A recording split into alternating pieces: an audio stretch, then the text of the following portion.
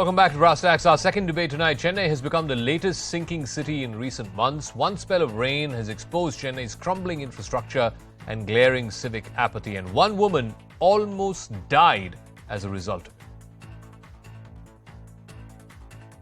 it. This 24-year-old woman had a brush with death in the waterlogged streets of Chennai. Preeti was walking to work and fell into an open manhole, which she couldn't see because the road was completely inundated. The impact was such that she fell unconscious when she plunged into the open manhole. But thankfully, bystanders rushed and pulled her out in time. This is the place where the episode took place. Right now, there are barricades in place. Not just here where the incident happened. If I can show you the other side, barricades are also there where people in fact have complained that it could pose a threat for commuters. But the area engineer tried to shirk all responsibility. We just got a message that one girl has tripped. She has not fallen into the pit. She has just tripped in the indentation, the water. She has wrongly stepped in the indentation. Because there's an ups and downs in the road level, she has just tripped. There's no major incident. She just has small scratches in the hand. Just one spell of heavy rains brought Chennai to its knees. Roads turned into rivers, traffic came to a standstill, and the city's infrastructure collapsed.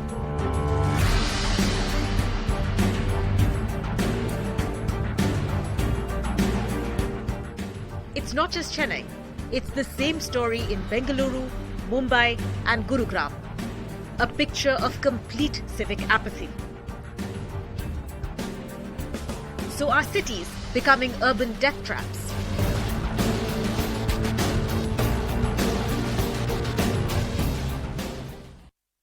All right, joining us on the talking point this evening, Karuna Gopal is a BJP leader and president of Futuristic Cities. Kovai Satyan, spokesperson of the AIDMK. Jagadishwaran is a political analyst. Sudhir Krishna, former Secretary of Urban Development of the Government of India. Let me start with you, Karuna Gopal. There used to be a time when Chennai used to pride itself as being, high on infrastructure, very futuristic, if you will. But today, look at what has happened. Just a couple of days of rain, and a 24-year-old lady working in a private company almost lost her life by being sucked into an open manhole. Yes. It's rather unfortunate that these kind of events are happening, that due to happen. It is not just Chennai, as you were saying, it is practically every city that is experiencing this. In fact, I would say that it is not just Indian cities, but cities elsewhere too. For instance, last week in South Korea, I think Seoul, there was huge rain and 10 people were washed away and they were victims of the manhole drowning. So this seems to be a global problem. And another interesting fact, which perhaps is quite bad, is also that the market for manhole covers is somewhere around $5 billion US, which is 40,000 crores. So obviously this seems to be a global problem now. And but what is the issue? Why can't we in the 21st century invent or produce manhole covers which don't just fly away with one spell of rain, or which don't just get displaced with one spell of rain? So the problem is this. First of all, we need to understand that when there is a lot of rain, like let's say incessantly pouring and something to the tune of 100 mm per hour, then it is bound to build a lot of pressure and then they will fly off, like 103 flew off in Bangalore recently. And another issue that is absolutely man-made is that we don't do desilting. We don't do the cleaning of the manholes periodically. There's a lot of sanitary waste. There's a lot of solid waste stuck to the sides. And we clog these, underground passages. And therefore, these problems are always there. So you could call it civic apathy. Our municipal systems, if you see, typically are completely understaffed. And cities are bursting at the seams with a lot of influx from, in migration. There are a multitude of problems. But again, as you know, that Mumbai recently tried giving a manhole cover, which they call as a iron net, and they claim that they have brought down the deaths to almost zero. So maybe other cities should follow suit. No, Kovai Satyan, what is interesting in the case of Chennai is, even despite all your political differences and the back and forth that keeps happening from time to time between DMK and ADMK, alternately these two parties have been ruling for the last many decades. The issue of infrastructure has always been bipartisan. No matter which party was in power, infrastructure was always placed at a very high premium, particularly road construction, road development. But at the same time, look at what has happened today in two bouts of rain in Chennai over the last 24 hours. Large parts of the city are waterlogged. People have been displaced because of low-lying areas and waterlogging. And in this case of this young woman, Priya, she almost lost her life because of a manhole cover being flown off. As you rightly say, sorry, every city. Go ahead, Satyan. Yeah, go ahead, Satyan. Every city that is under rapid urbanization faces challenges with respect to infrastructure that has to keep in pace with urbanization. But having said that, in this case of Chennai, one has to clearly understand whether it is a natural disaster or a man-made disaster. I'll throw you some few data points where probably the viewers will understand how this has become a man-made disaster.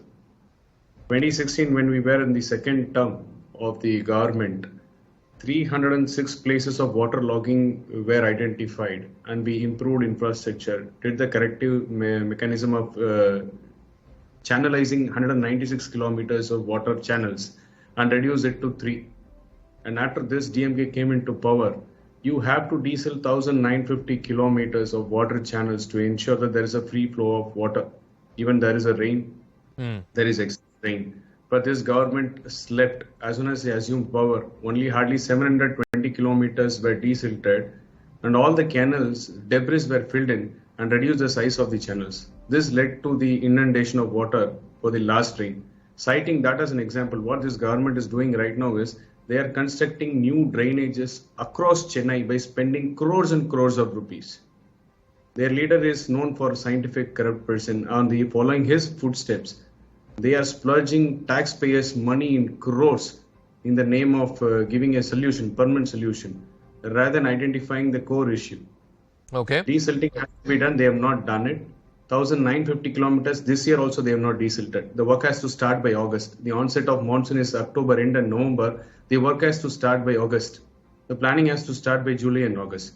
This government is only busy in giving away fancy advertisements and fancy promises to the people rather than getting into the real problem of it. Okay, Jagdishwaran, please respond to that specific charge. On the one hand, you need to be desilting the existing drains. Instead of focusing on that, you're floating new tenders for a new drainage pipelines. I'll just put it in one word. See, you can talk to the people in Chennai, and the people, what they say is, this year it is much better compared to previous years. Or I'll put it this way, after DMK came into power and for the last 1 year, the work was going on, people were a lot of inconvenience. People waited, people were not very sure if things would be over before the onset of monsoon. But today and yesterday, most of the people that I speak with, most of the areas that I go, people say things are much better compared to ADMK period or compared to but look at the pictures from Perambur and Tiruvallur and all these low-lying areas. Look at the pictures. We are not making this up. Yeah, no. Wait, please. There are issues in North Chennai. There are issues in Pattalam. There are issues in Avadi, where there are issues. And even here, how much of rainfall? How much of rainfall? It's just 10 centimeters of rainfall. It's not 10 centimeters. Please. Yeah, read the papers. North Chennai, it is 300 millimeters, 30 centimeters. Nungampakam, it is. This constituency is waterlogged. As per the records, this is the third time in the past 24 years this rainfall has happened in Chennai. No, okay. but Mr. Jagdishwaran, no. One second. No, one second. Again, in the 2015 rains when it happened, this was the same argument put forth by the ADMK at that time that look, the rains were unprecedented. There were, I think, 100 mm of rain or so within 24 hours. So that logic, that's a climate change argument. We are going to get more rain in briefer intervals of time. That is a reality we have to live with. What are governments doing on the ground in terms of preparation work for that? That's the question to be answered. I'll put you specific areas. Srinagar, Velachery, where in Srinagar last year, there was so much water. And everybody was saying because of the smart city project that the Adapati government took, it happened. Again, in Velachery, it always gets flooded, it always gets inundated. This time, there was no flood in Velachery, there was no flood in Srinagar. You could have seen people who have cars, they used to take the cars and put it on the top of the bridges. There are people who used to get candles, there are people who used to buy milk powders, everything. But this time, for the last 2 days, even though there was heavy rain, I'm not again going to compare to 2015 or something. Yeah. Even though there was heavy rains, people didn't do that. Okay, so Sudhir Krishna, no, what I'm interested in is a permanent solution. Again, I keep going back to the 2015 rains because it was that horrible. The promise that was made at that time was, the canals will be cleared. The rampant illegal construction that we're seeing on these canal beds, that'll be regularized and so on and so forth. Have we seen any change in the last 5 to 7 years that gives you and that warrants some confidence that the civic authorities, irrespective of political dispensations, are taking this issue seriously? Yes, see. No, my question is to Sudhir Krishna. Thank you. Yeah. Mr. Krishna. Yeah. Kindly repeat the question, sir. Sir, my question is, when in 2015 we saw the unprecedented floods, it was understood after those floods that the canals needed to be cleared, the embankments around the canals needed to be cleared. Has any work gone in that direction over the last 7 years? Well, the thing is, canal cleaning and surface drain system cleaning is absolutely necessary. And what I gather from the newspapers is that new stormwater drains have been developed. But I suggest that, it's a very costly thing. The whole city cannot be possibly covered with new stormwater drains. It may not be worthwhile also. Existing stormwater drain network has to be reviewed. And, you also showed that a lady fell into the manhole. Yeah. Those are the closed underground drains which are for sewage. Normally, stormwater drain is a surface open drain and sewage is the underground drain. That is a normal tradition. Very rarely rainwater has to be allowed to go in underground drains, which is not very much recommended. Because the rains are heavy and open drains are to be maintained, and a lot of muck also goes, a lot of silt goes into the drains. It has to be open drain. So what I would think is that good work has been done by Chennai, Greater Chennai Development Authority and Corporation, and some open drains have been constructed newly. But what is required is to review the drainage network. Okay. Open drain network. That is one thing. And, it has two problems. One is the total alignment end to end, because rainwater does not know where it is going through. It is going through slum area, congested area. Actually, there the drains become narrow. And there the inflow is more at times. And so therefore, that is one thing. And second thing is, I believe, Chennai has a unique topography. Its slope is very low. Almost 1 is to 10,000. Because Eastern Ghats are like that, unlike Western Ghats. Of course, Mumbai is an exception, being an island. Otherwise, in Chennai, the rainwater cannot flow out very easily into the sea. It will go slowly. If it rains heavily, then water has a tendency to gather. Okay. Above all, this year I am not too sure, but last year, the heavy rains of around this time, only November, the dams also had released water. When it rained heavily, water was released from dams. So as such, the city rainwater is not able to flow out into ocean. And if we add the surplus water from dam, it adds to the confusion, the difficulty. Okay. So that has also to be taken on a long-term solution basis. I'll give the final word to Karuna Gopal and to Kovai Satyan. For a city that is so close to the sea, which is literally a coastal city, yes, the topography issue is there, but surely it can't be that hard to build open drains to move this excess water into the sea. Yeah, Mr. Zaka, actually the whole problem with our cities is we don't follow what we call as the science of city. For instance, the stormwater drains, there's a certain ratio. Stormwater drains, when compared to the road network, you need to stick to that ratio, and none of the cities has actually done that, and least of all Chennai. The second thing is the desilting activity has to be continuous activity, and they need to go for those. Now you have semi-robotic, devices. Let them get that.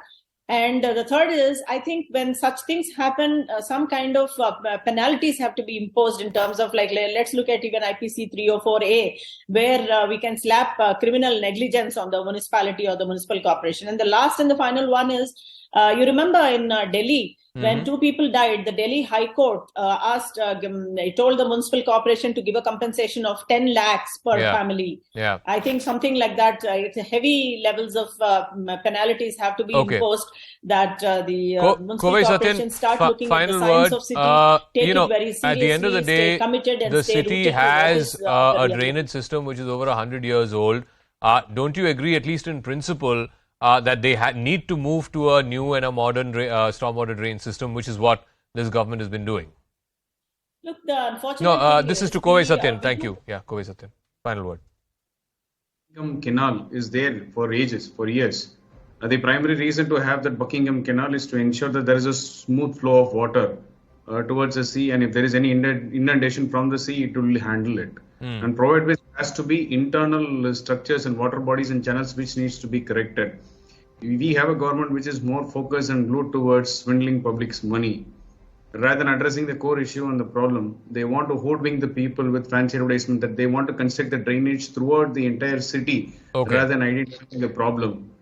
So you need to have somebody who is proactive and who is sensible and who can take a wise call at the appropriate time by not spending taxpayers' money or not lavishingly spending taxpayers' money. I'm completely out of time. Let's see how this plays out, whether it was Bangalore a few months ago, whether it's Chennai today. This is a continuing urban malaise, and we hope that our civic authorities across these great cities of ours find long-term solutions, because this can't be the story year after year, every year. Thank you very much to all our guests. That's a wrap. In a moment, Mari Shakil joining you with News Epicenter.